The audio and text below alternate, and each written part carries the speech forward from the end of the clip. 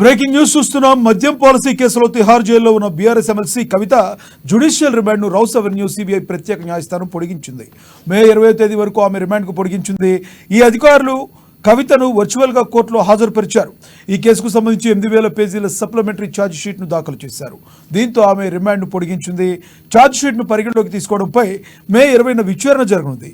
ED కేసులో నేటితో ఆమె జ్యుడిషియల్ రిమాండ్ ముగిసింది.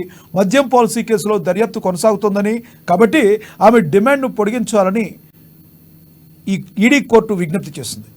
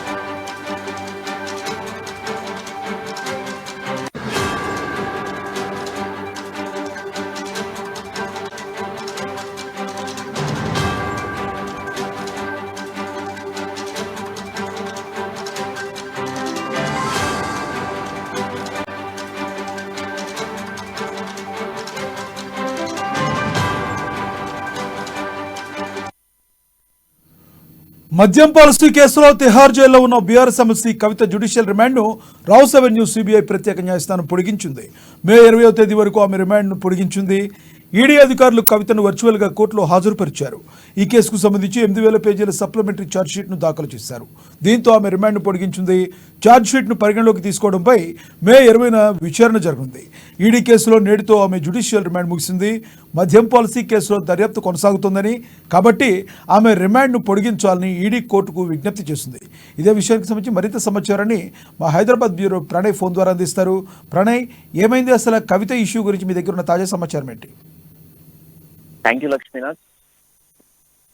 లిక్కర్ ఏదైతే మద్యం పాలసీ సౌత్ గ్రూప్స్ కి సంబంధించినటువంటి లిక్కర్ పాలసీలో కవిత అరెస్ట్ మనందరికీ తెలిసిందే. తిహార్ జైల్లో బీఆర్ఎస్ ఎమ్మెల్సీ జ్యుడిషియల్ రిమాండ్ లో ఉన్న విషయం కూడా మనందరికీ తెలిసింది. ఈ నేపథ్యంలో కూడా ప్రత్యేకంగా కూడా ఆమె సంబంధించినటువంటి రిమాండ్ ను పొడిగిస్తూ ఈడీ అధికారులు ఒక ఛార్జ్ షీట్ అయితే దాఖలు చేయడం జరిగింది.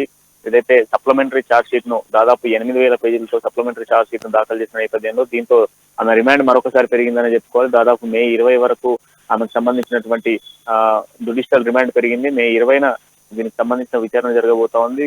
లిక్కర్ పాలసీలో కవిత అరెస్ట్ కి సంబంధించి పూర్తిగా కూడా మనం చూస్తా ఉన్నాం. ఫస్ట్ నుంచి కూడా కంప్లీట్ గా కూడా కవితకు సంబంధించినటువంటి ఏదైతే లిక్కర్ పాలసీలో ప్రధాన పాత్ర సూత్రధారి కవితే ఉంది అన్నటువంటి మాటలు మనం వింటా ఉన్నాం. ఈ నేపథ్యంలో కూడా అసలు లిక్కర్ పాలసీలో నాకు ఎటువంటి పాత్ర లేదంటూ కూడా కవిత మొదటి నుంచి మాట్లాడుతున్నటువంటి విషయాల్లో దాదాపు 4 సార్లు కూడా బెయిల్ పిటిషన్ దాఖలు చేసినటువంటి నేపథ్యంలో 4 సార్లు కూడా ఆమెకు సంబంధించినటువంటి దాఖల్ని ఏదైతే జ్యుడిషియల్ రిమాండ్ కి సంబంధించినటువంటి ఏదైతే బెయిల్ పిటిషన్ రద్దు చేసినటువంటి విషయం మనందరికీ తెలుసు.